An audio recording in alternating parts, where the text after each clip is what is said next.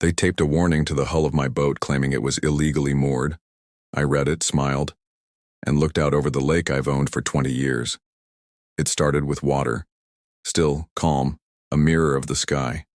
Every morning, I'd walk out to the dock with a mug of black coffee and let the hush of the lake settle into my bones.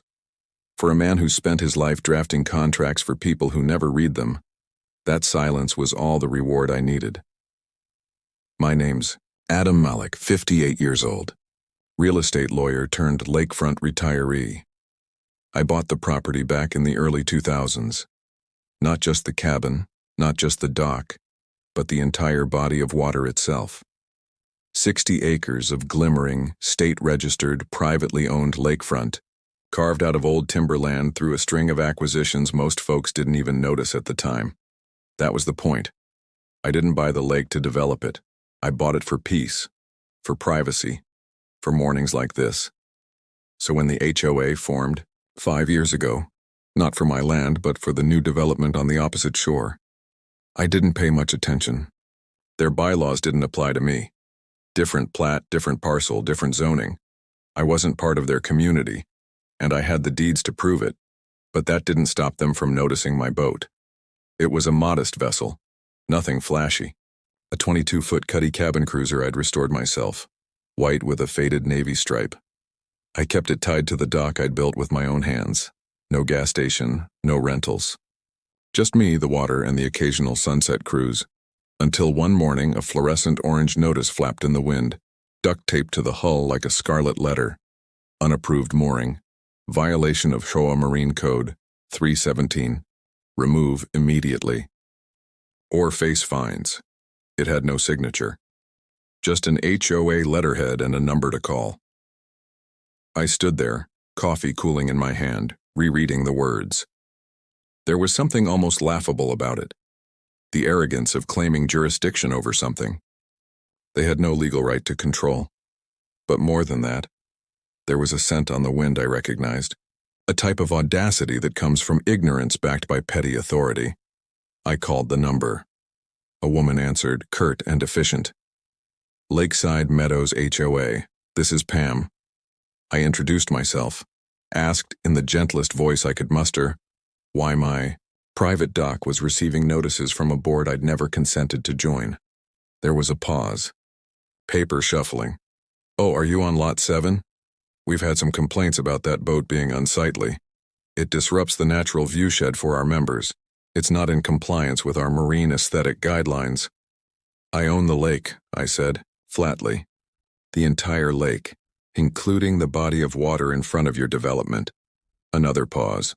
Longer this time, then a chuckle that grated like cutlery on porcelain. Well, sir, everyone enjoys the lake. That doesn't mean you get special privileges. We'll be issuing daily fines starting next week. I didn't respond. I didn't raise my voice. I just hung up the phone, walked back to the cabin and opened the bottom drawer of my filing cabinet, the one labeled Water Rights, Lake Halcyon. It wasn't just about a boat anymore. They'd come for what I owned. They just didn't know it yet. The next morning I found a second notice.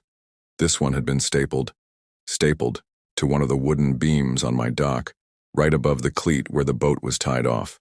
The paper flapped in the breeze, another threat dressed in bureaucratic language. Failure to remove unregistered vessel will result in formal action by the HOA Compliance Committee. Penalties include dock removal and lien filings.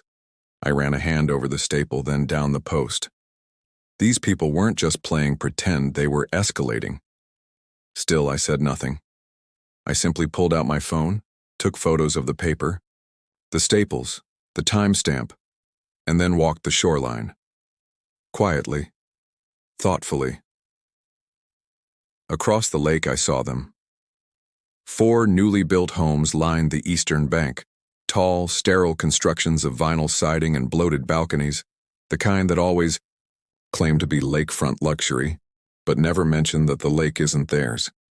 On the farthest deck, a man in cargo shorts raised his phone, pretending to take a selfie. His camera was aimed directly at my dock. I didn't wave. I didn't smile. Instead, I called up the GIS map from the county assessor's website and started tracing lot boundaries, shoreline access, easement overlays. The HOA, Lakeside Meadows, had jurisdiction over 32 properties, none of which touched my parcel. Their bylaws made no mention of my land or my dock. They had no legal right to file liens, issue fines, or enforce marine regulations, and yet they were threatening all three. What caught my attention wasn't just the audacity, it was the mention of dock removal. To suggest they could remove my dock was more than a misstep. It was a trespass in waiting. That evening, I drove into town and met with an old colleague, Carrie Donnelly, a property attorney who once sued a golf course into foreclosure over water mismanagement.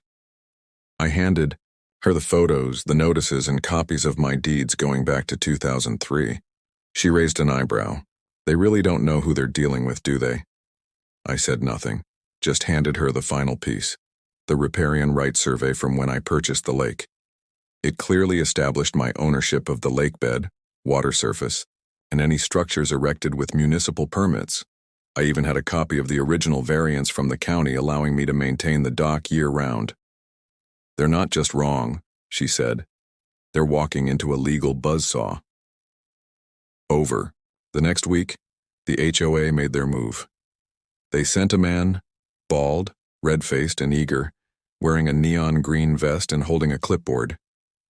I watched from my porch as he stepped onto my dock without permission, took photos of the boat's hull, and then measured the length of the dock with a laser tape. I filmed the entire thing from behind my screen door. He left a final notice nailed to the railing. Final warning, vessel will be removed at owner's expense. Property violation. Notice, $3,200 accrued. They'd crossed the line. I filed a police report for trespassing. The responding officer was young, probably fresh from academy and initially hesitant. HOAs do have certain authorities, not over private property, I said gently. Here's the deed. Here's the footage. Here's the survey. This is criminal trespass under county ordinance. He looked over the documents, blinking slowly, then nodded. I'll file the report. You planning to pursue charges? I shook my head. Not yet, because I had something else in mind. That night, I pulled up the HOA's public tax filings. Most people don't realize HOAs have to disclose a lot if they're incorporated as nonprofits. I found their EIN, their budget, even their registered agent. And then I found the golden goose, the fishing club.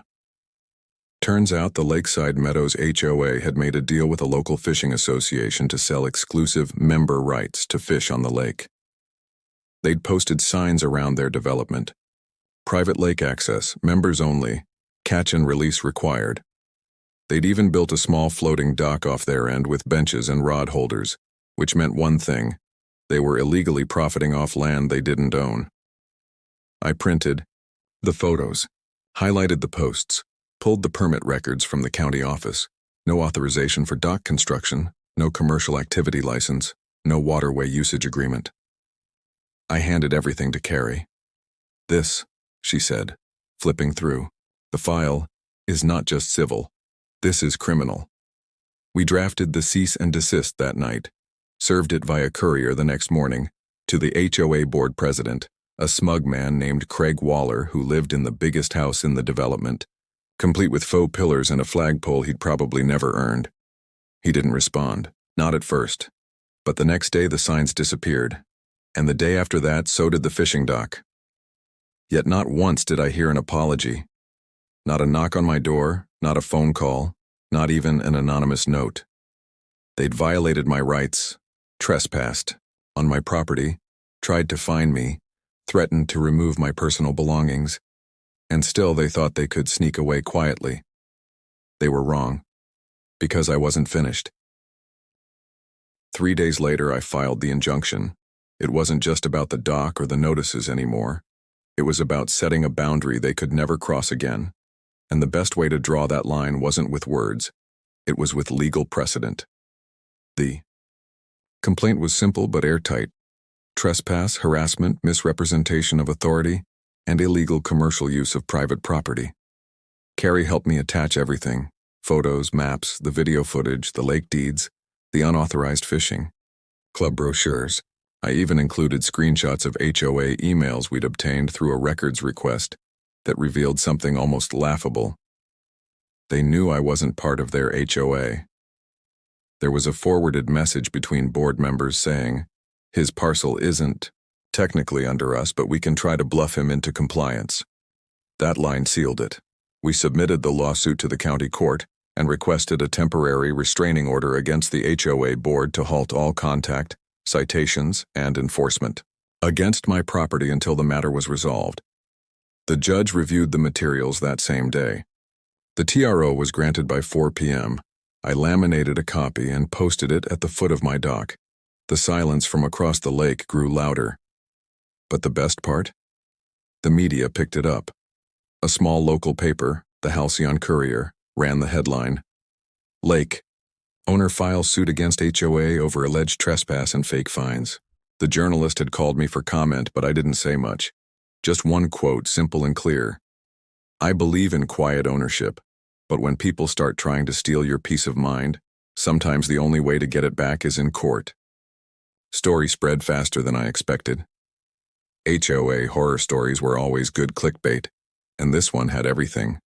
Power abuse, land ownership, even a bit of small-town drama. By the end of the week, a larger paper picked it up, then a boating magazine, then a regional legal podcast. People started digging into Lakeside Meadows history, and it turned out mine wasn't the first property they'd overreached on. A woman from the next township emailed me with documents showing how they'd tried to strong-arm her out of lake access years ago, until her husband threatened to go to the press. They backed off then. But this time, they'd picked the wrong man. The HOA board panicked. They sent out a community-wide newsletter full of vague language, unfortunate misunderstandings, a resident with complicated land claims, and, my personal favorite, temporary suspension of the fishing club due to compliance review. They still hadn't said my name. Still hadn't apologized, so we kept going. Carrie filed a motion for summary judgment.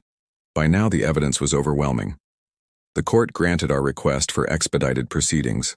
During the preliminary hearing, the judge, an older gentleman, with silver hair and half-moon glasses, looked over at the HOA's attorney and asked dryly, "Can you explain why your client attempted to enforce rules over a parcel that isn't under their jurisdiction?"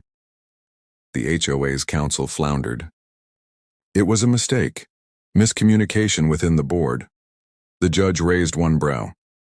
"A mistake doesn't involve physical trespass, unlawful fines, and unauthorized use of a private lake for commercial purposes."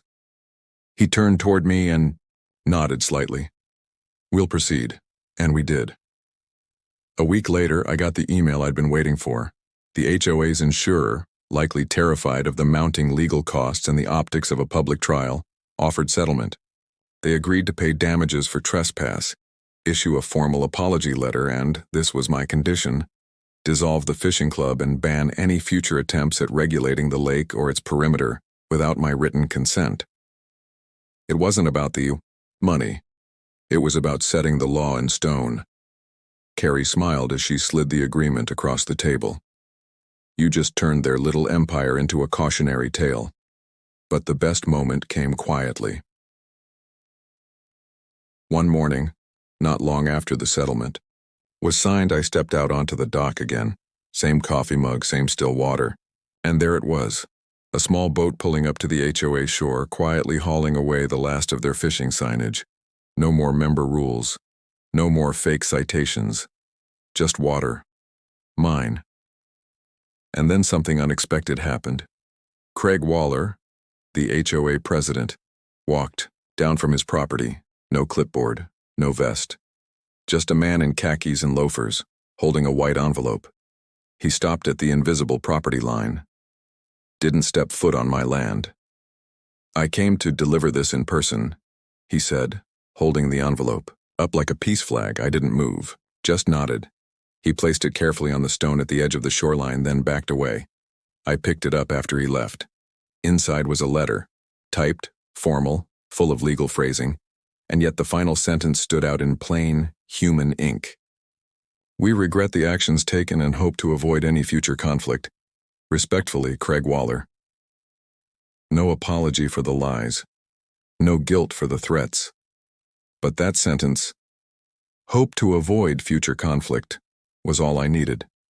Because that wasn't just paperwork, that was surrender. The lake was quiet again. That kind of silence isn't just the absence of noise, it's a presence, a kind of knowing, a boundary restored not just on a map, but in the minds of those who'd once tried to claim what wasn't theirs. I didn't throw a celebration. I didn't need to. Justice, when it's done right, doesn't need a spotlight, it just needs to hold. A week after the settlement, Carrie sent me a copy of the public filing. Everything was official. Trespass acknowledged. Damages paid. Fishing club permanently disbanded. HOA barred from any future enforcement action involving my land or the lake. But there was one clause that meant more than any other.